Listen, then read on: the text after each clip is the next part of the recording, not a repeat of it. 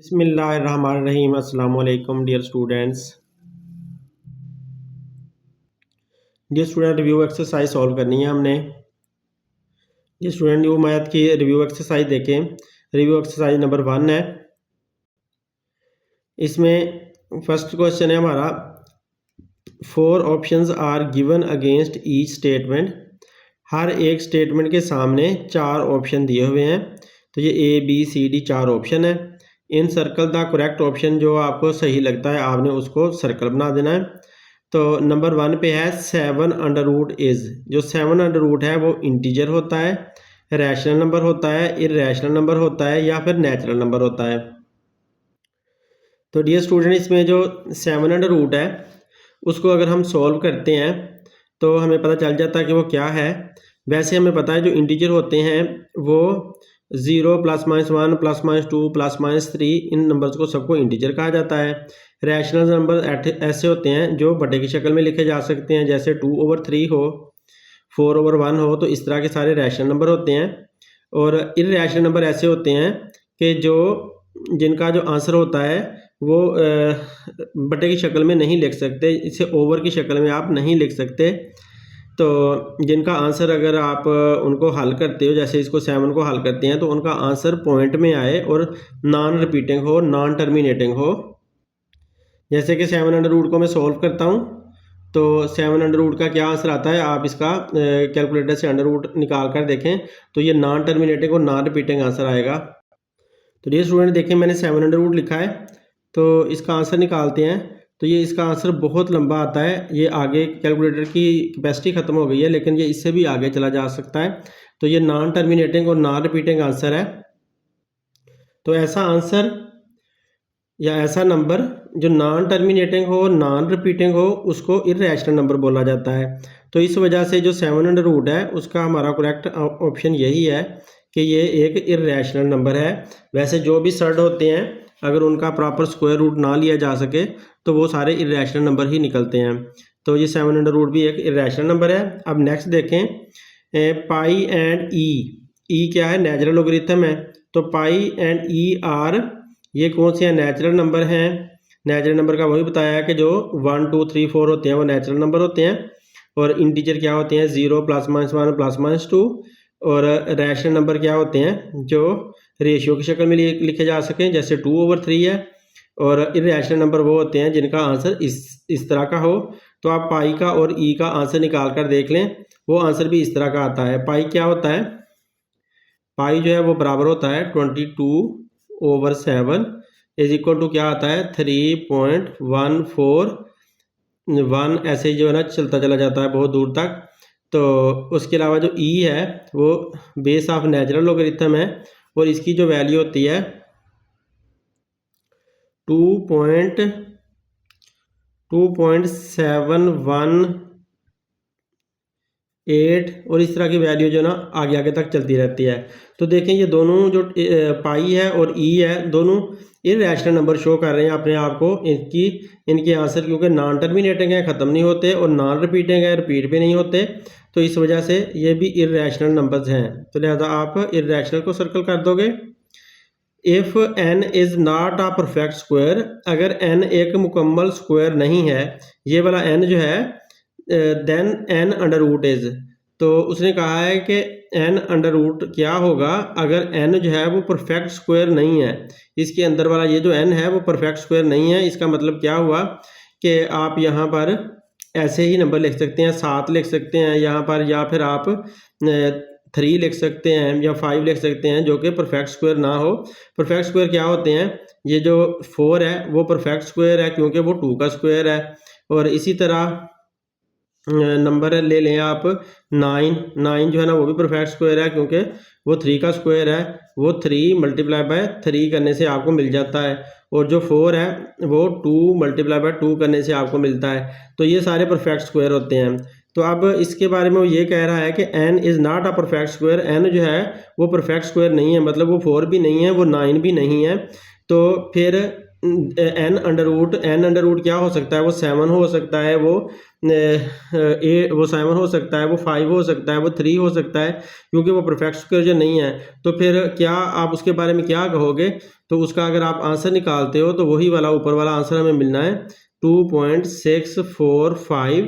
इसका कैलकुलेटर से आप आंसर निकालोगे तो यही वाला हमें आंसर मिलता है जो कि इर्रेशनल नंबर होता है।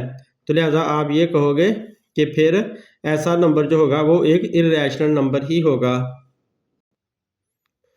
और ये आप जानते हो कि नेचुरल नंबर 1 2 3 होते हैं, सॉरी ये रैशनल नंबर क्या होते हैं 2/3 फ्रैक्शन की शक्ल में, नेचुरल नंबर 1 2 3 इंटीजर 0 +-1 +-2 वगैरह होते हैं।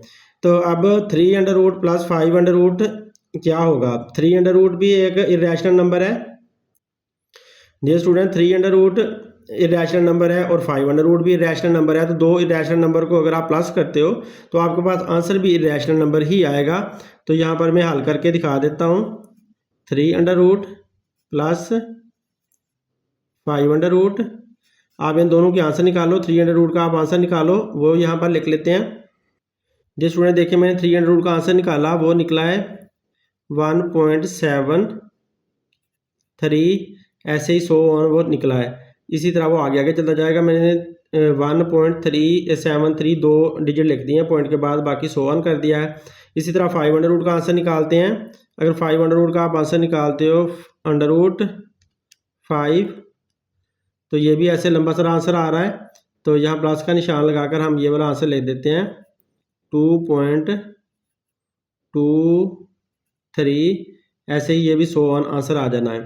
तो आप इन दोनों आंसर्स को प्लस करो तो आपके पास आंसर जो आएगा वो भी इसी तरह का आएगा जो 100 चलता जाएगा। तो इनको प्लस करके देखते हैं।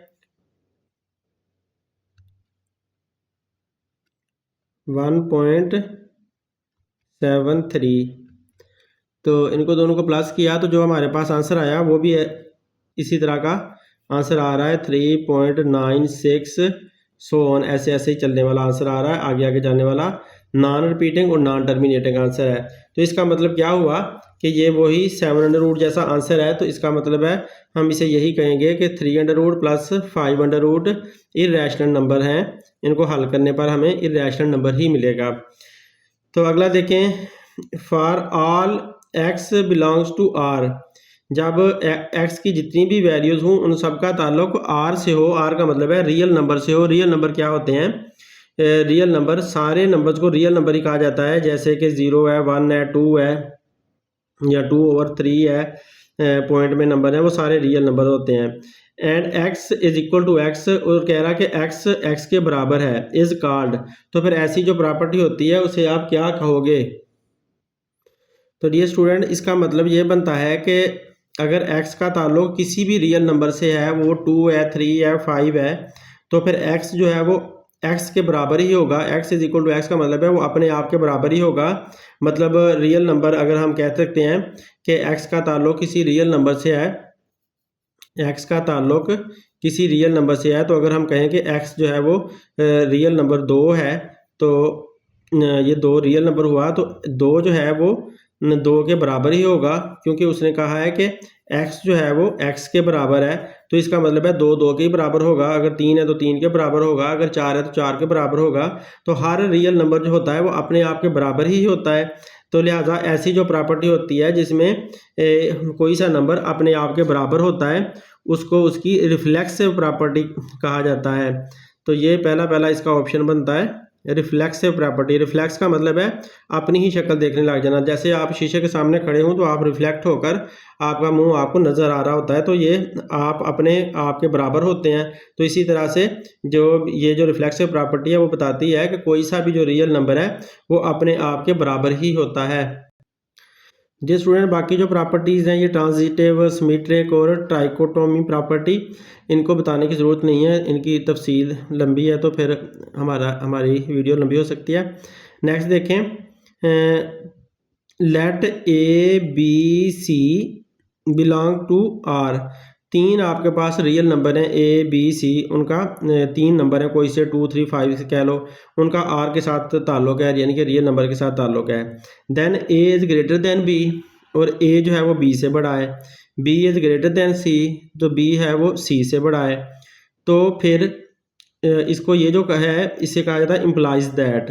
तो फिर इसका मतलब ये बनता है कि ए जो है वो सी से बड़ा होगा, इज़ कॉल्ड प्रॉपर्टी। तो ये इसमें कौन सी प्रॉपर्टी आ सकती है? उसका कहने का मतलब ये है कि अगर आपके पास एक नंबर ए है, फिर दूसरा बी है और तीसरा सी है। ए जो है वो बी से बड़ा है, मतलब आप ए को रख लो फॉर एग्जांपल 5 और बी को रख लो फॉर एग्जांपल आप 3, या बी को रख लो आप 4, क्योंकि ए बी से बड़ा है, ए बी से बड़ा है और जो बी है ना वो सी से बड़ा है। तो बी सी से बड़ा है मतलब आपने सी को छोटा रखना है, तो सी को आप 3 रख लें। तो अगर ए बी से बड़ा है, बी सी से बड़ा है, तो फिर ए जो है वो सी से बड़ा होगा। देखो ए और सी को आपस में देखते हो तो ए जो है वाकई सी से बड़ा है, क्योंकि ए 5 है और सी जो है वो 3 है। तो लिहाजा आप कह सकते हो कि 5 जो है वो ग्रेटर है 3 से, तो उससे बड़ा ही बनता है। तो ये वाली बात आ जाती है। Is called dash property. तो ऐसी प्रॉपर्टी को कौन सी प्रॉपर्टी आप कह सकते हो? तो हमने इनमें से देखनी है कि कौन सी प्रॉपर्टी ये वाली बनती है। तो ऐसी प्रॉपर्टी को ट्रांजिटिव प्रॉपर्टी कहा जाता है। ये इसका बी वाला ऑप्शन है। तो ऐसी प्रॉपर्टी ट्रांजिटिव प्रॉपर्टी कहलाती है जिसमें आपने चीज़ों को मुवाजना करना होता है, नंबर्स का मुवाजना करके देखना होता है कि कौन सा बड़ा बनता है और फिर उसके साथ किसकी मैचिंग होती है और कौन सा छोटा रह जाता है। ये स्टूडेंट आप ये वाला क्वेश्चन है, 2 की पावर x है मल्टीप्लाई बाय 8 की पावर x है इज इक्वल टू 64, वो 64 के बराबर है। Then x is equal to what?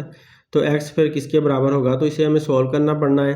तो इसको हम यहाँ पर सॉल्व कर लेते हैं कि 2 की पावर x मल्टीप्लाई बाय 8 की पावर फिर x इज इक्वल टू 64। तो डियर स्टूडेंट 2 की पावर तो पहले ही x है, 2 तो सारा लोवेस्ट बेस है ना, तो 2 को हम छोटा नहीं कर सकते, 2 लोवेस्ट बेस है, इसको ऐसे ही लिख दो। 8 जो है वो लोवेस्ट बेस नहीं है। 8 कैसे बना हुआ होता है? 8 की अगर आप यहाँ पर प्राइम फैक्टर निकालो ना ऐसे, तो आपको पता चलेगा कि 2 4 ज़ार 8 और 2 2 ज़ार 4, 2 1 ज़ार 2। तो 2 कैसे बना, 8 कैसे बना होता है? 8 बना होता है 2 की पावर 1 2 3, 2 की पावर 3 से 8 बना हुआ होता है। तो लिहाजा हम ऐसा करते हैं कि 8 को लिख देते हैं 2 की पावर 3 और ये वाली 8 की पावर x पहले ही है तो x भी इसके साथ आ जाएगी, तो 2 की पावर 3x बन जाएगी इज इक्वल टू 64। कैसे बना होता है? 64 को भी ऐसे करके देख लेते हैं। तो यहाँ पर हम 64 लिखकर उसके प्राइम फैक्टर ले लेते हैं, उसके पार्ट हमें पता चल जाएंगे कि वो कौन से हिस्सों से बना हुआ है।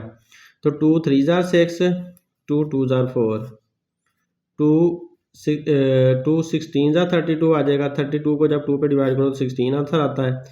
तो 16 को अगर आप 2 पे डिवाइड करो तो आंसर क्या आएगा? 8 आ जाएगा। और 8 को अगर आप 2 पे डिवाइड करो तो 4 आ जाएगा। 4 को किया तो 2 आ गया और 2 को किया तो 1 आ गया। तो 1 2 3 4 5 6, जो 64 होता है वो क्या होता है? 2 की पावर 6 होता है वो। तो हम 64 की जगह क्या लिख देते हैं? 2 की पावर 6, 2 की पावर 6। अब देखो सारे बेसिस सेम सेम है, तो बेसिस अब ये एक बेस ले लेते हैं। जब बेस सेम हो तो पावर प्लस माइनस हो जाती हैं। तो एक बेस ये वाला मैंने यहाँ से चूज़ कर लिया, ऊपर पावर एक x है और प्लस ये 3 इसके साथ प्लस हो जाएगी ना, 3x आ जाएगी। दोनों बेसिस में से एक बेस ले लिया और पावर प्लस हो जाएगी, x प्लस 3x ऐसे हो जाएगा इज इक्वल टू 2 की पावर 6, ऐसे कैसे रहेगा। अब आप देखो ना दोनों तरफ बेस सेम सेम है, तो ये बेस दोनों एक दूसरे को कैंसिल आउट कर सकते हैं। तो हम पावर जो है ना वो ले लेंगे। तो इसका मतलब है आप x प्लस 3x इसको ले लो, या आप पहले ऐसे कर लो, इसे थोड़ा सा मज़ीद सॉल्व कर लो। 3x में 1x प्लस किया तो 4x आ गया, ऐसे पहले कर लें और 2 की पावर 6 ही रहने दें। ये बेस के साथ कैंसिल आउट कर दें तो 4x इज इक्वल टू आपके पास 6 आ जाता है। तो 4x क्योंकि 6 के बराबर है तो x अकेला किसके बराबर होगा? तो 6 डिवाइड बाय 4 हो जाएगा, क्योंकि 4 x के साथ मल्टीप्लाई हो रहा था ना, इधर आकर डिवाइड हो गया। तो इनको 2 वाले टेबल के साथ हम काट सकते हैं। 2 3 ज़ार 6 और 2 2 ज़ार 4।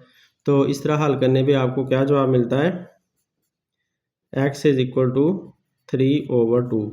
तो देखते हैं ऑप्शन में, ये पहला ये ऑप्शन है 3/2, ये हमारा आंसर बनता है इसको हल करने पे। तो यूँ आप लोगों को इसकी समझ आ जाएगी। अब नेक्स्ट देखें, let a b belong to R. A b real number है, उनका आर से ताल्लुक है, यानी कि रियल नंबर है।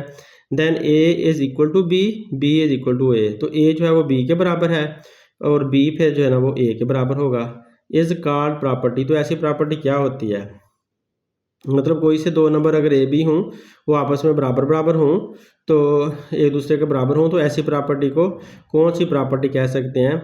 तो रिफ्लेक्सिव प्रॉपर्टी भी हमने देख ली है, ट्रांजिटिव प्रॉपर्टी भी हमने देख ली है, सिमेट्रिक प्रॉपर्टी। सिमेट्रिक का मतलब है एक जैसा होना। तो दो नंबर जब एक जैसे हों तो उसके लिए सिमेट्रिक प्रॉपर्टी यूज़ होती है। तो ये सिमेट्रिक प्रॉपर्टी है। तो डियर स्टूडेंट्स, हमें सिमेट्रिक प्रॉपर्टी ये बताती है कि कोई से दो नंबर अगर ए बी के बराबर है तो फिर बी ए के भी बराबर है। तो सिमेट्रिक प्रॉपर्टी सिमिलर से ले लो कि एक जैसा होना। अब है 75 प्लस 27 इसका आंसर क्या आएगा। तो इसको हल करके ही देखना पड़ना है कि इसका आंसर क्या आता है। तो हल करके देख लेते हैं। यहाँ पर 75 प्लस 27 इसको हल करने लग जाओ। अब 75 के इसी तरह से प्राइम फैक्टर हमें लेने पड़ने हैं। तो 75 के प्राइम फैक्टर लेते हैं।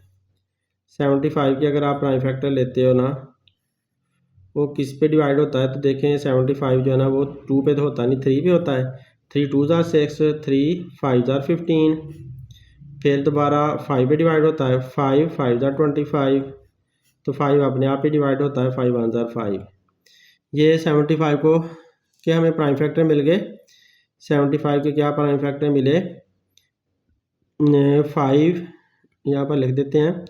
75 इज इक्वल टू 5 का स्क्वायर, क्योंकि दो दफ़ा ना 5, और 3 जो है वो डॉट लगा कर 3 लिख देता हूँ ना, 3 एक दफ़ा है। तो 75 से हमें ये मिला। अब 75 से तो मिल गया, आप 27 से भी देख लेते हैं। तो 27 के भी आपको प्राइम फैक्टर निकालने पड़ेंगे।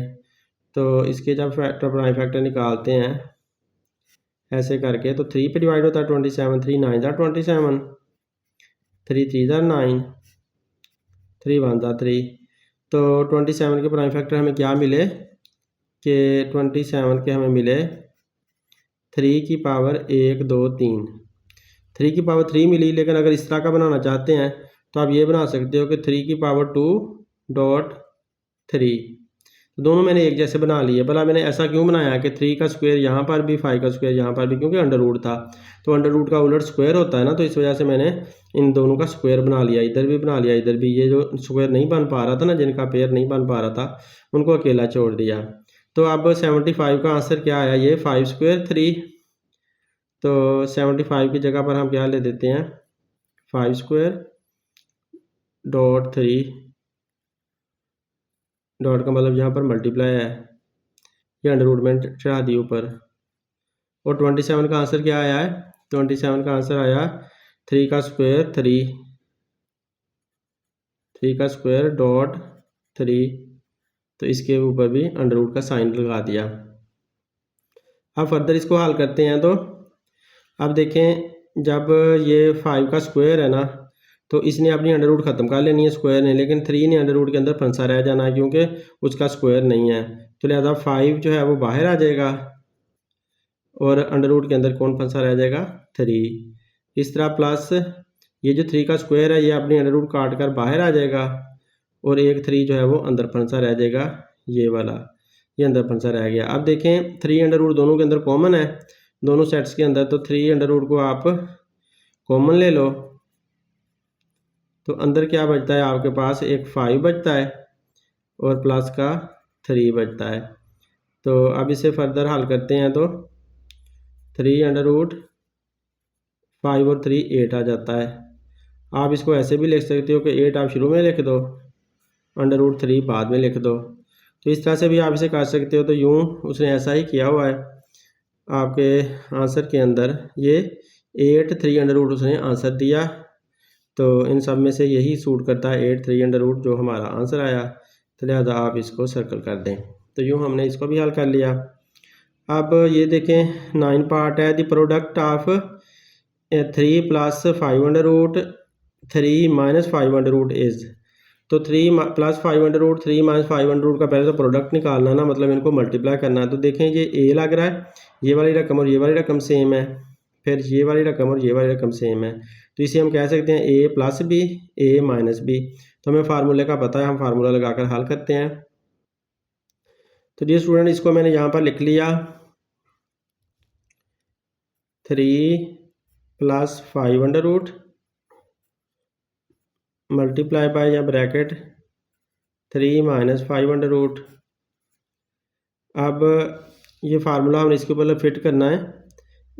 ये वाला a + b इसे कह दो, और इसको आप कह दो a - b।